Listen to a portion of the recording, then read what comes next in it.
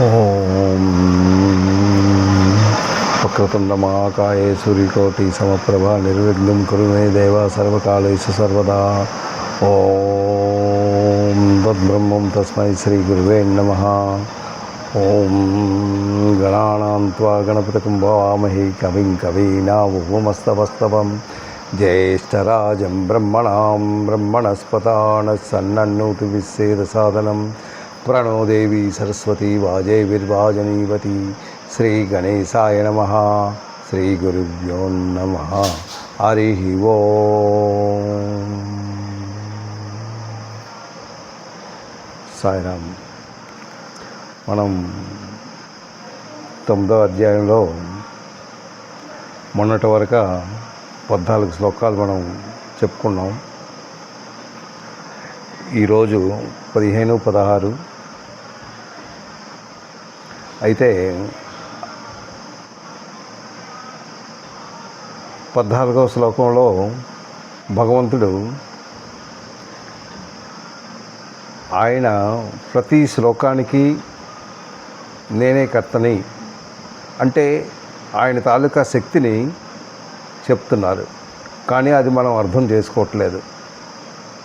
మనం ఎంత మాత్రం అర్థం చేసుకోవట్లేదు.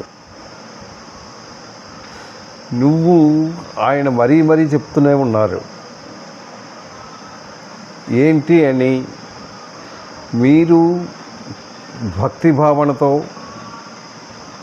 మంచి మనసుతో మీలో ఉన్న మనసుని కంట్రోల్ చేసుకుంటూ ఒక అంటే భక్తి భావనతో నన్ను కొలిచినట్టయితే నేను అన్ని విధాలా మీకు నేను చూస్తాను. అంటే మీకు నేను తోడుగా ఉంటాను, మీకు నేను చేరువలో ఉంటాను. చేరువలో అంటే ఆయన ఇంకెక్కడా లేడు, మనలోనే ఉన్నాడు. ప్రతి ఒక్కరిలో ఉన్నాడు, ప్రతి వస్తువులో ఉన్నాడు. ఆయన చెప్పే విషయాలు మనం చాలా జాగ్రత్తగా మనం వింటే చాలు.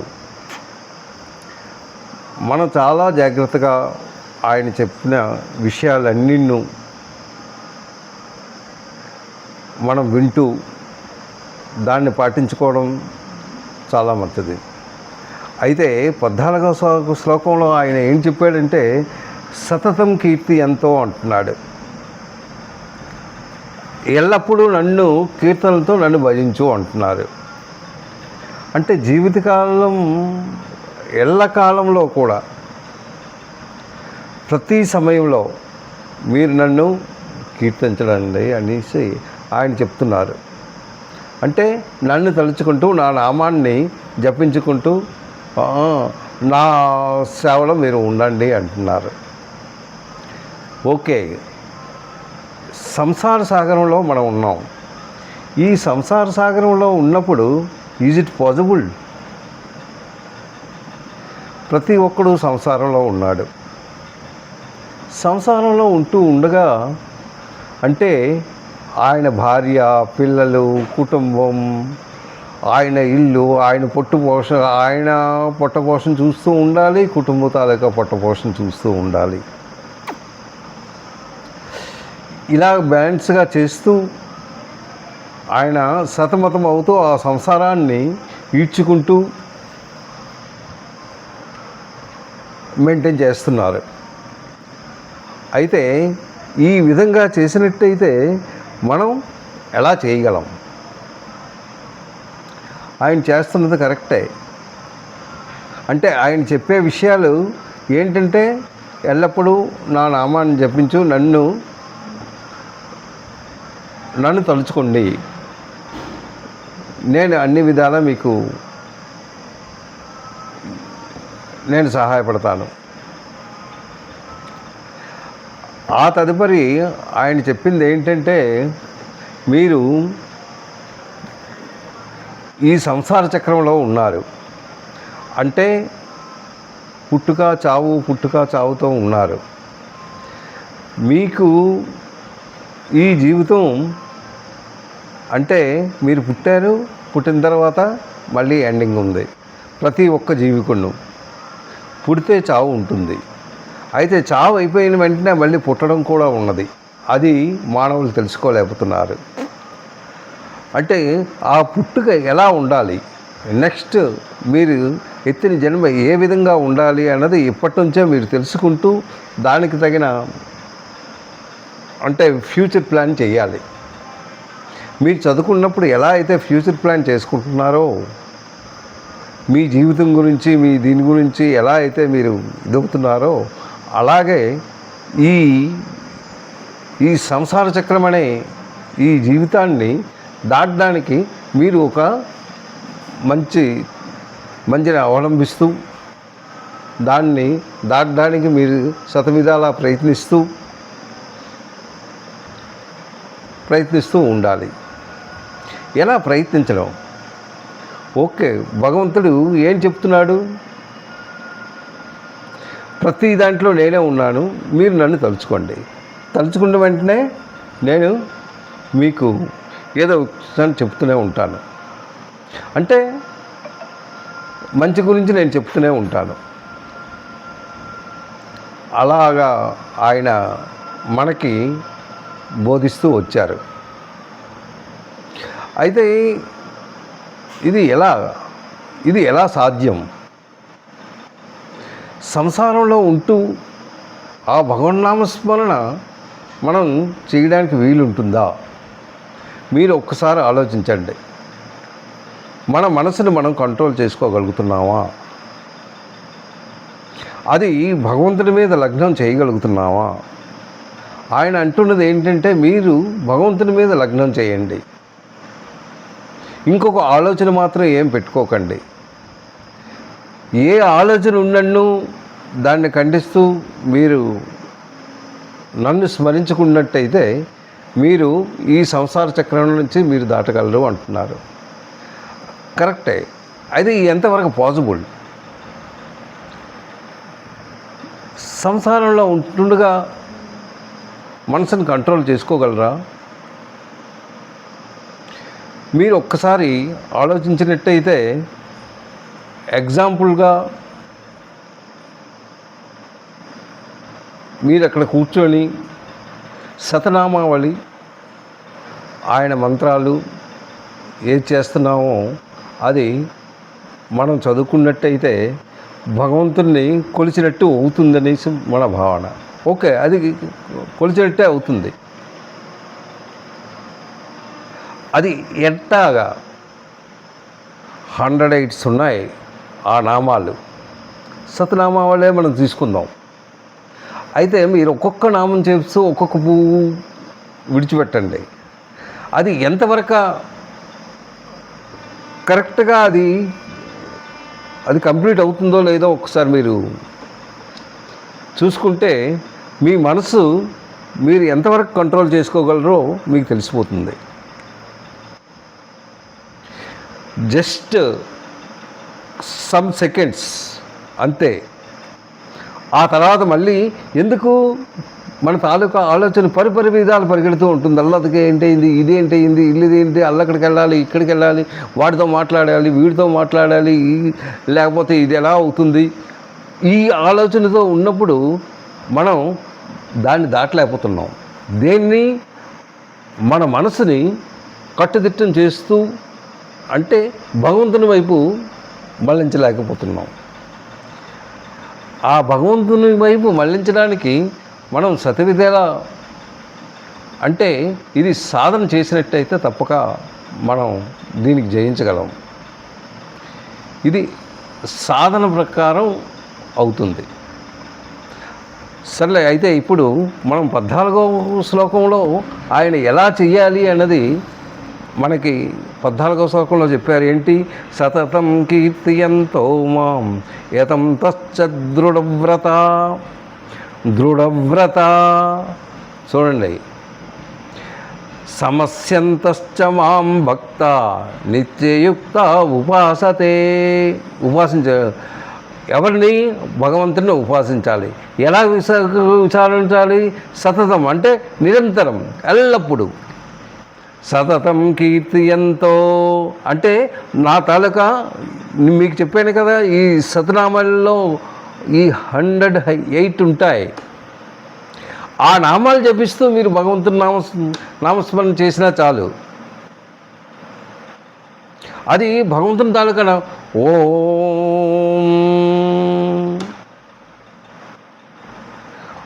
ఒక్కొక్క నామం మనం ఓం తద్బ్రహ్మం తస్మై శ్రీ గురువే నమః, ఓం కేశవాయ నమః, ఓం నారాయణాయ స్వాహ, ఓం మాధవాయ స్వాహ. ఈ ఈ మంత్రాలు ఓం శివాయ నమః, ఓం కేశవాయ నమః, ఓం మాధవాయ నమః, ఓం రామాయ నమః, ఓం కృష్ణాయ నమః, ఓం సత్యధర్మపరాయణాయ నమః, ఓం వేదపురుషాయ నమః, ఓం వేదసంకల్పాయ నమః, ఓం అనాథనాథాయ నమః, ఓం అనంతకర్తనే నమః, ఓం ఆదిపురుషాయ నమః, ఓం ఆదిశంకరాయ నమః. ఓం అంటే ఇవి ఎలాంటి మంత్రాలంటే ఆ భగవన్నామస్మరణలో ఒక్కొక్కటి మనం తలుస్తూ ఉంటున్నాం. ఆ నామంతో ఇవి కొలుస్తూ ఉన్నాం. అలా కొలిచినప్పుడు ఏంటి, జస్ట్ భగవంతుని కీర్తనలో మనం చేస్తున్నాం, ఒక్కొక్క పువ్వును విడిచిపెడుతున్నాం. చాలా మంచిది. మీరు రోజు అదే ప్రాక్టీస్ చేయండి. చేసినట్టయితే తప్పక ఒక మెట్టైనా మీరు ఎక్కగలరు. దాంట్లో ఆనందం కూడా వస్తుంది. అంటే ఈ కీర్తనలో మీరు చెయ్యాలి. అందుకే ఇక్కడ ఏంటంటున్నాడు, సతతం కీర్తియంతో మాం యతంతశ్చ దృఢవ్రత అంటున్నాడు. అంటే దృఢవ్రత, దృఢమైన నిశ్చయంతో. మీ తాలూకా నిశ్చయం ఎలా ఉండాలి? గట్టిగా ఉండాలి, దృఢంగా ఉండాలి. నేను ఇంకెక్కడికి వెళ్ళను, నా మనసును అటు ఇటు పరిగెట్టించను, నేను ఆ భగవన్నామస్మరణే చేస్తాను అన్న భావనతో మీరు చేసినట్టయితే తప్పక ఇది మనం దీనికి జయం చేయగలం. అంతే. ఈ దృఢ నిశ్చయంతో ఉన్న భక్తులు నా నామగుణాలు ఎలా చేస్తున్నారు, నిరంతరం ఎలా చేస్తున్నారు, వాద్య బృందాలతో భజనలతో నన్ను కీర్తనలు చేస్తున్నారు. నన్ను చేరడానికి వాళ్ళు ఎంత ప్రయత్నిస్తున్నారో, చాలా ప్రయత్నిస్తున్నారు. అలా మీ ప్రయత్నాలు ఉండాలి. అలా ఉన్నట్టయితే పదే పదే ఆ భగవన్నామస్మరణ చేస్తూ, ఆ భగవన్నామస్మరణతో ఆ భగవంతుని నమస్కారం చేస్తూ, పాద నమస్కారాలు చేస్తూ, సాష్టాంగ నమస్కారాలు చేస్తూ, అంటే ఆ భగవంతుని భక్తిగా, భక్తి భావనతో, నాకు ఇవేం అవసరం లేదు, ఒక్క నువ్వే కావాలి, నీ పాదాలే కావాలి అన్న భావనతో చేసినట్టయితే తప్పక దానికి మనం చేరుకోగలము. నా ధ్యానం ఉందే నిమగ్నము అయినట్టయితే. అలాంటి వాళ్ళు ఎంతోమంది ఉపాసిస్తున్నారు. అంటే దీంట్లో ఎలాంటి వాళ్ళు, మంచి వాళ్ళ గురించి చెప్పాడు, చెడ్డగా వాళ్ళ గురించి చెప్తున్నా ఉన్నారు ఆయన. అంతకుముందు శ్లోకంలో 13, 14 అంటే 12, 13 ఈ 2 శ్లోకాల్లో ఈ వీళ్ళు ఎలా ఉంటారు అంటే నెగిటివ్గా ఉన్న మనుషుల గురించి చెప్పాడు. ఇప్పుడు 14, 15లో ఏంటంటే భక్తి భావనలు ఎలా ఉంటాయో, కొంతమందిలో ఎలా ఉంటున్నాయో భగవంతుడు మనకి చెప్తున్నాడు. ఇది 14వ శ్లోకం. 15వ శ్లోకంలో ఏం చెప్పారో మనం విందాం. ఏంటంటున్నారు? జ్ఞాన యజ్ఞాన. చూసారా, అక్కడ ఫస్ట్ జ్ఞాన యజ్ఞాన అంటున్నాడు. అంటే ఆ శ్లోకం బిగినింగ్లోనే ఎంత చక్కగా ఆ జ్ఞానాన్ని మనం అభివృద్ధి చేసుకోవాలో అది ఈయన చెప్తున్నారు. జ్ఞాన యజ్ఞాన చాపణ్యే యజంతో మాముపాసతే. నన్ను సేవింతురు, నన్ను మాం అంటే నన్ను ఉపాసించెదరు, మాము ఉపాసత నన్ను కొలిచెదరు అంటున్నాడు. జ్ఞాన యజ్ఞాన చాపణ్యే చ అపణ్యే అనేసి అక్కడ చెప్తున్నాడు. అంటే కొందరు ఇలా ఉంటారు, కొందరు ఇలాగ ఉంటారు. ఈ జ్ఞానంతో కూడుకున్న వాళ్ళు కొందరు ఉంటున్నారు. అన్యే చాప అన్యే అంటున్నారు. అంటే మరికొందరు ఈ జ్ఞానము యజ్ఞము అంటే, జ్ఞానం యజ్ఞము అంటే ఏంటి? వాట్ ఈజ్ మీనింగ్ ఆఫ్ జ్ఞాన యజ్ఞం అంటే జ్ఞానాన్ని కలిగి ఉంటారు, ఉన్నది ఉన్నట్టు. అంటే ఏంటి, కొన్ని వస్తువులు మనకి ఎలా ఉన్నాయి, అవన్నీ టెంపరీయే. ప్రతి వస్తువు నిత్యం కాదు, అవన్నీ అనిత్యములే. నిత్యమైనది ఏంటి, భగవంతుడు ఒక్కటే. అది తెలుసుకోవాలి. అది తెలుసుకోవడానికే జ్ఞానము అజ్ఞానం. అక్కడ జ్ఞాన యజ్ఞేన అన్నాడు. అంటే అది నువ్వు తెలుసుకున్నట్టయితేనే, ఏవైతే వస్తువులు చూస్తున్నావో ఈ వస్తువులన్నీ ఇవి these are all materials are temporary. The permanent is only the God. అది నువ్వు తెలుసుకోవాలి. అంటే ప్రతి వస్తువులో భగవంతుడు ఉన్నాడు, కానీ ఆ వస్తువుల మీద నీ ప్రేమను తగ్గించుకో. నీ ప్రేమని ఏదైతే నిత్యమో, ఇవన్నీ అనిత్యములు, ఆ ఏదైతే నిత్యమో ఆ నిత్యాన్ని పట్టుకో. ఆ పెర్మనెంట్ వస్తువుని నువ్వు పట్టుకో, దానికి చేరడానికి నువ్వు ప్రయత్నించు. అది ఇక్కడ చెప్తున్నది. జ్ఞాన యజ్ఞేన చాపణ్యే యజంతో మాముపాసతే. యజంతో అంటే ఎప్పుడు నాకు పూజిస్తారు. యజంతో మాము ఉపాసతే, నన్ను అంటే ఎవరు, అతను నిరాకార స్వరూపుడైన భగవంతుడు. నిరాకార స్వరూపుడైన నిరాకారి అయి ఉన్న ఆ వాడిని, ఆయన్ని ఎప్పుడు ఎల్లప్పుడూ పూజిస్తూనే ఉంటారు. యజంతో మాము ఉపాసతే ఏతత్వేన పురదత్వేన. ఏతత్వేన పురదత్వేన. ఏతత్వేన అంటే మంచి మంచి భావనతో ఆ తర్వాత ఆ మనస్సు ఎవరిని, భగవంతుణ్ణి. పురదత్వేన అంటే ఆయన స్వరూపాన్ని, ఆయన స్వరూపం ఎలా ఉంటుందో ఆ స్వరూపాన్నే తలుచుకుంటున్నాడు. ఎలాగా, ఏతత్వేన పృథత్వేన. అంటే ఏతత్వేన అంటే మంచి భావనతో ఆయన స్వరూపాన్ని తెలుసుకోవడం. ఏతత్వేన పృథత్వేన బహుదా విశ్వతోముఖం. బహు అంటే అనేక విధాలుగా ఈ విరాట స్వరూపం, నా స్వరూపం ఎలా ఉంది, ఆయన స్వరూపం మామూలు కాదు, విరాట స్వరూపం. మీకు కొన్ని వేల చేతులు, కొన్ని వేల ఇవి ఉన్నాయి. అంటే ఆయన స్వరూపం ఇంకా లెక్కలేనిది. అతని విశ్వరూపం మనకు వచ్చే నెక్స్ట్ దీంట్లో ఆయన విశ్వరూపం గురించి చెప్తారు.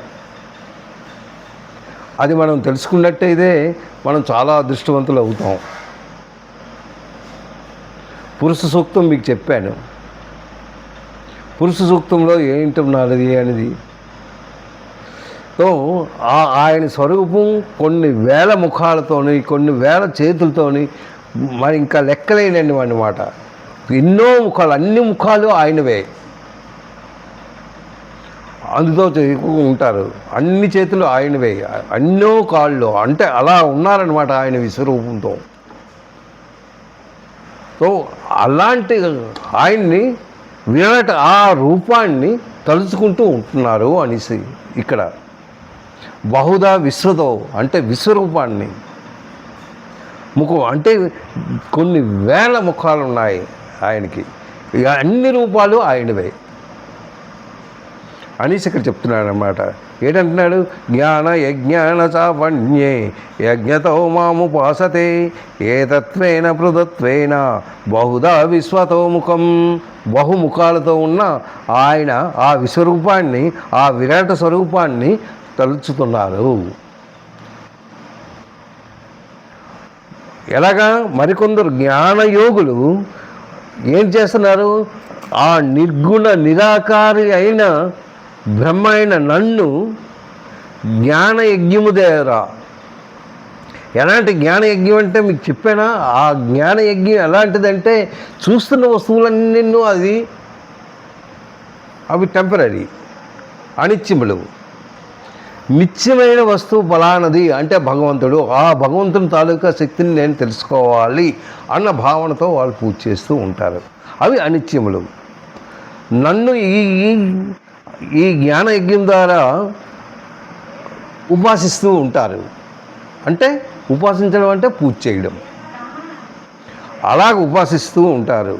అవే ఉపాసించడం. మరికొందరు నా విరాట స్వరూపాన్ని కూడా వాళ్ళు మంచి భావనతో పృథక్ అంటే మంచి భావనతో ఆరాధిస్తారు అనేసి ఇందులో చెప్తున్నాడు ఈ శ్లోకంలో. అంటే మానవుడు ఎలాగా శరీర ఇంద్రియముల ద్వారా జరుగు సమస్త క్రియలు, ఏ పని చేసినా ఈ ఇంద్రియాల ద్వారా నువ్వు చేస్తున్నావు, కానీ ఆ పని ఎవరిది? భగవంతుడిదే. అంటే నువ్వు అనుకోవాలి, ఏంటి అనుకోవాలి? నేను కర్తను కాదు, ఇది భగవంతుని తాలూకా పని, ఈ భగవంతుని పని అని అవి చేస్తూ తృప్తి చెందుతూ ఉండాలి.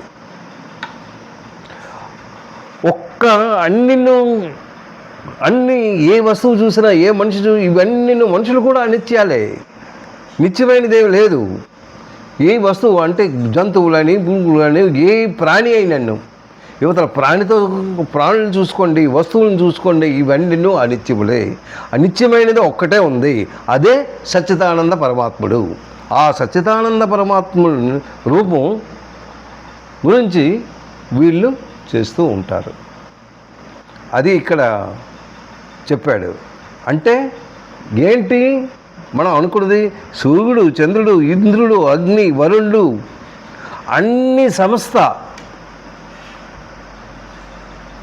ఇవన్నీ ఏమి అసలు మనం చూస్తున్నది ఏమీ కాదు. ఇవన్నీ అనిత్యములే. కానీ నిత్యమైన వాడు ఒకడున్నాడు, ఆయన నిరాకార స్వరూపుడు, ఒక్క సచ్చిదానంద స్వరూపుడు, ఆ ఒక్క స్వరూపుడే అనేసి ఇందులో చెప్తున్నాడు. మళ్ళీ 15వ శ్లోకంలో ఏం చెప్పాడో చూద్దాం. 15లో ఏంటంటున్నాడు? జ్ఞాన యజ్ఞేన చాపణ్యే యజంతో మాముపాసతే ఏకత్వేన పృథక్వేన బహుదో విశ్వతో ముఖం అనేసి 15లో చెప్తూ 16లో ఏం చెప్పాడు? అహం కృతురహం యజ్ఞ స్వాదాహమౌషధం మంత్రో. చూడండి, అన్నీ నావే అని ఈ శ్లోకంలో చెప్తున్నాడు. అంటే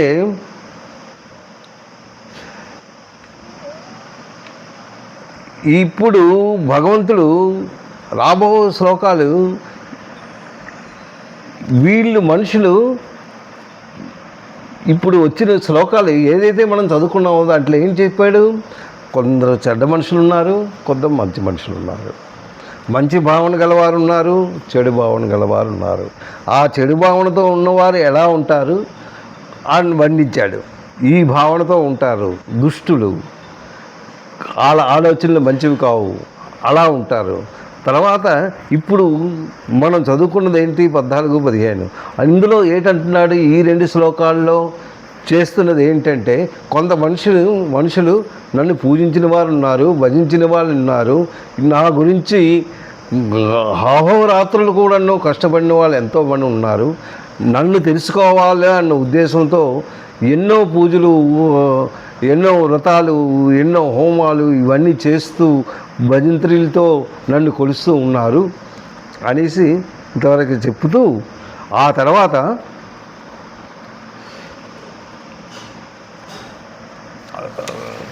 ఏం చెప్పాడు? జ్ఞాన యజ్ఞాన చాపణ్యే అనేసి లాస్ట్ శ్లోకంలో చెప్తూ వాళ్ళు ఎలాగా ఉపాసిస్తున్నారో చెప్పాడు. ఇప్పుడు 15వ శ్లోకంలో, అంటే 15వ శ్లోకం చెప్పేసాము, జ్ఞాన యజ్ఞాన చాపణ్య యజ్ఞతో మాముపాసతే అనేసి మనం చెప్తూ, ఇప్పుడు 16వ శ్లోకంలో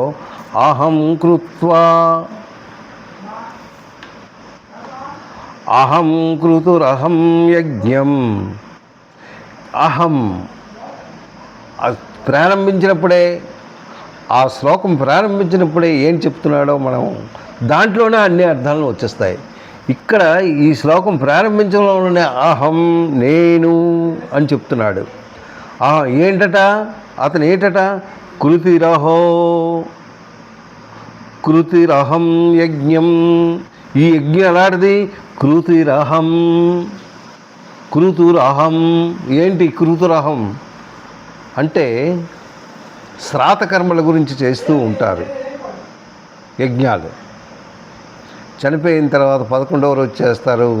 బ్రాహ్మణులను పిలిచి ఆ బ్రాహ్మణ్ తాలూకా ఇవి శ్రాద్ధాలు ఎలా చేస్తారో ఆ విధంగాను వాళ్ళు చేస్తూ ఉంటారు. అవన్నీ నావే అని చెప్తున్నాడు. ఆ శ్రాద్ధాలు పెట్టినప్పుడు అందులో ఉన్న మంత్రాలు, అందులో ఉన్న యజ్ఞం ఇదంతా నాదే అంటున్నాడు. అహం కృతురహిం యజ్ఞం, ఆ యజ్ఞం నాదే అంటున్నాడు. ఆ తర్వాత స్వదాహం ఔషధం.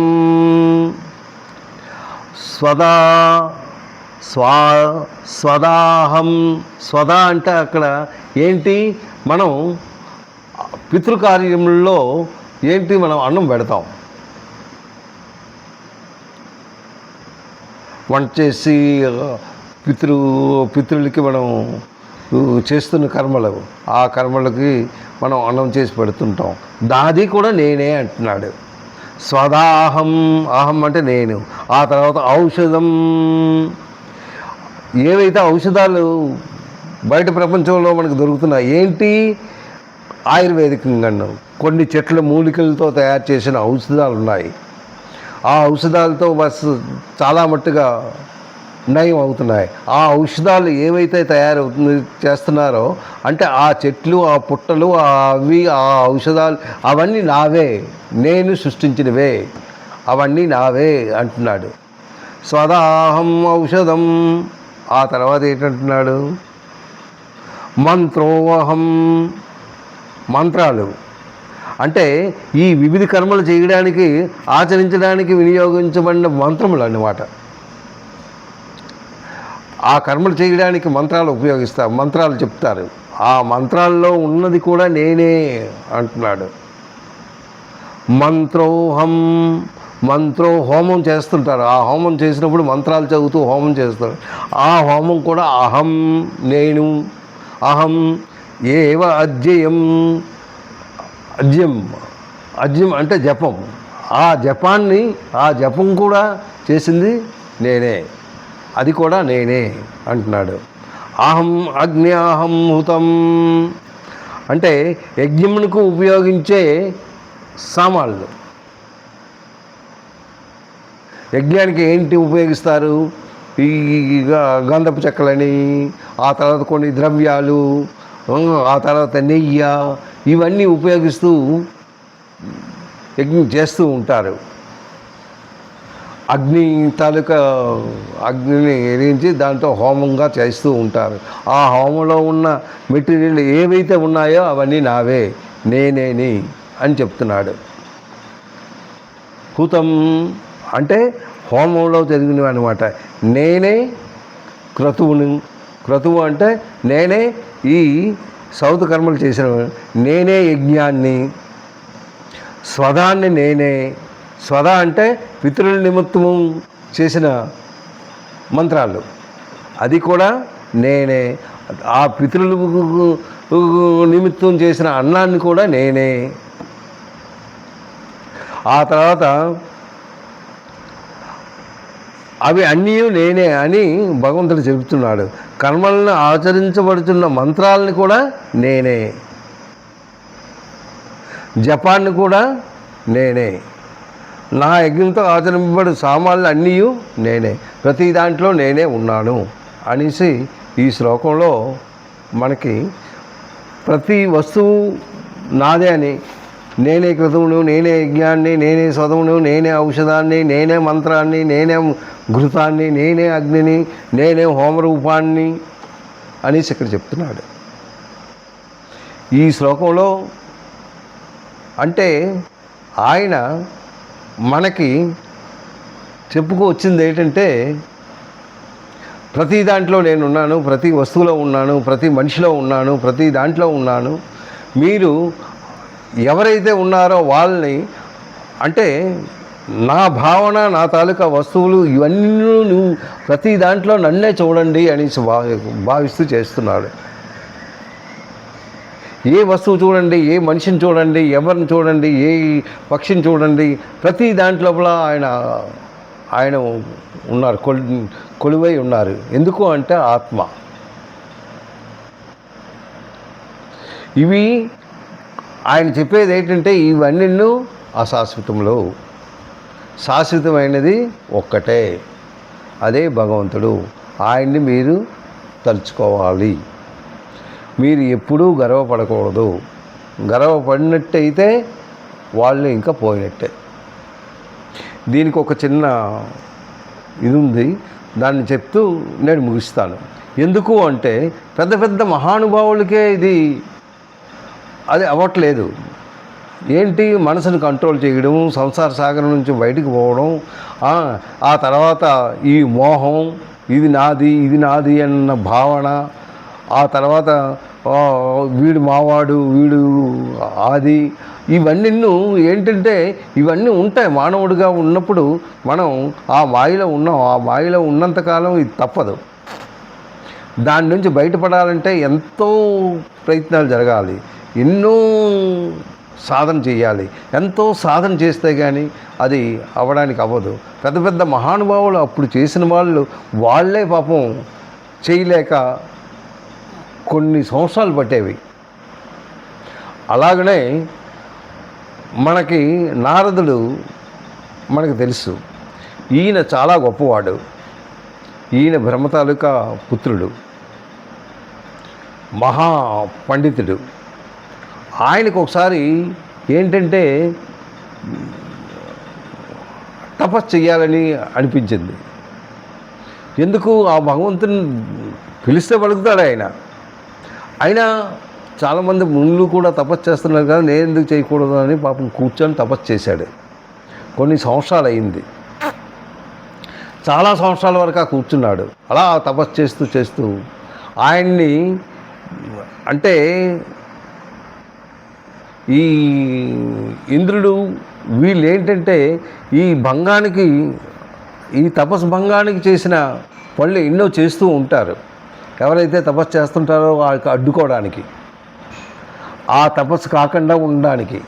అలాగే మనకి కూడాను ఒక మంచి గురువు దొరికి ఒక జ్ఞానాన్ని మనం సంపాదించిన తర్వాత మనకు వేరే వేరే విధంగా ఆలోచనలు వస్తూ ఉంటాయి. ఇదంతా అడ్డుపడుతూ ఉంటుంటుంది.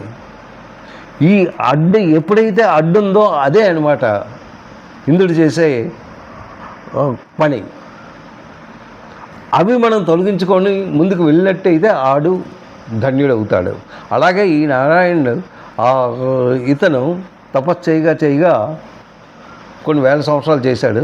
చేసిన తర్వాత ఇంకా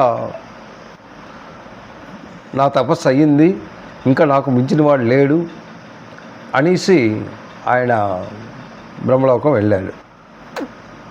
ఆయన ఎక్కడైనా వెళ్ళగలడు. వెళ్తూ బ్రహ్మ దగ్గరికి వెళ్ళిపోయి బ్రహ్మతో, నాన్నగారు మీరందరూ చేయలేనిది నేను చేశాను,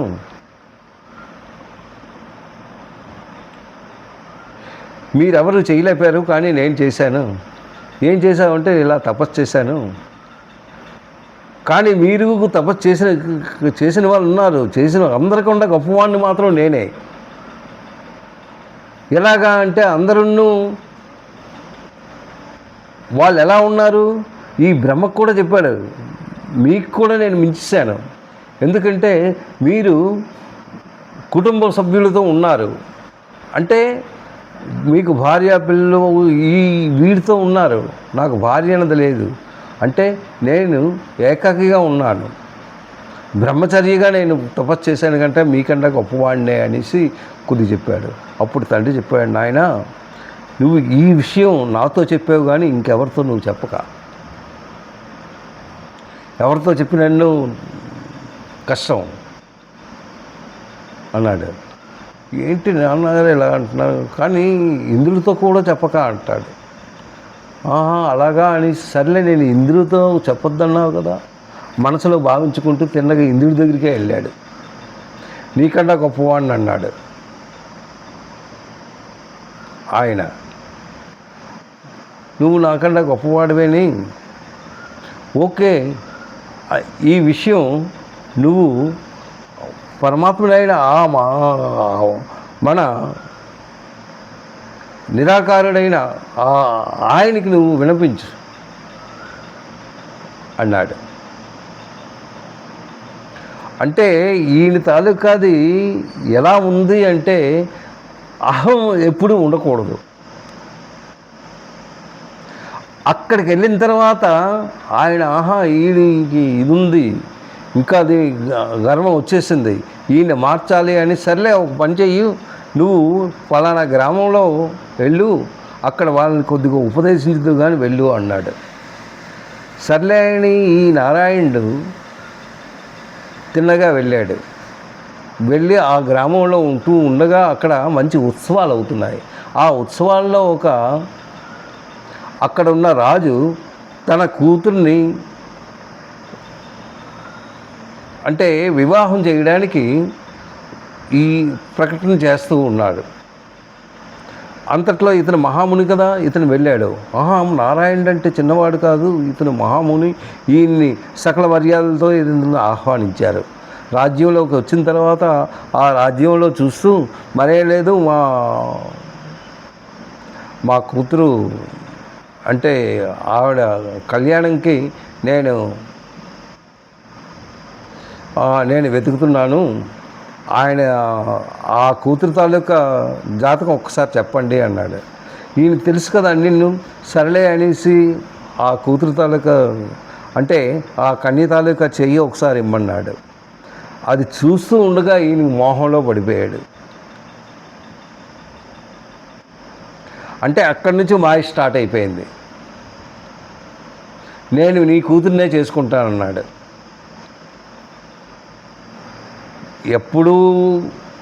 ఎప్పుడైతే ఆ విషయం తనకి మైండ్లోకి వచ్చేసిందో ఆయన తపస్సు అంతా పోయినట్టే.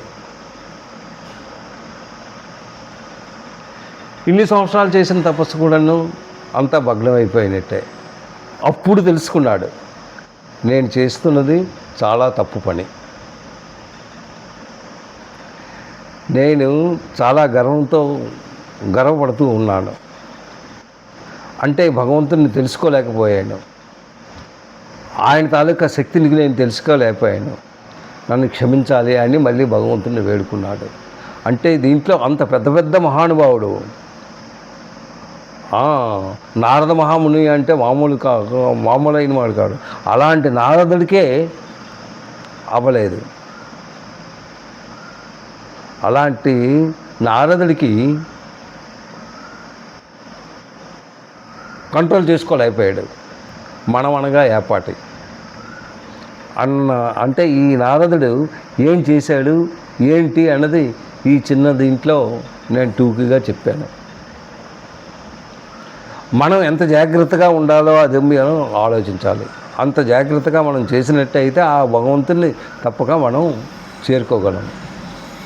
మనం సాయశక్తిగా మనం కూడా ప్రయత్నిద్దాం. మనకి ఎటువంటి అహంభావం అన్నది దగ్గరికి రాకుండా ఎల్లప్పుడూ ఆ భగవన్నామస్మరణతో ఆ భగవంతుని భజనతో మనం ఎల్లప్పుడూ ఉండాలని ఆ సర్వేశ్వరుడైన ఆ వెంకటేశ్వరుని మనం వేడుకుంటూ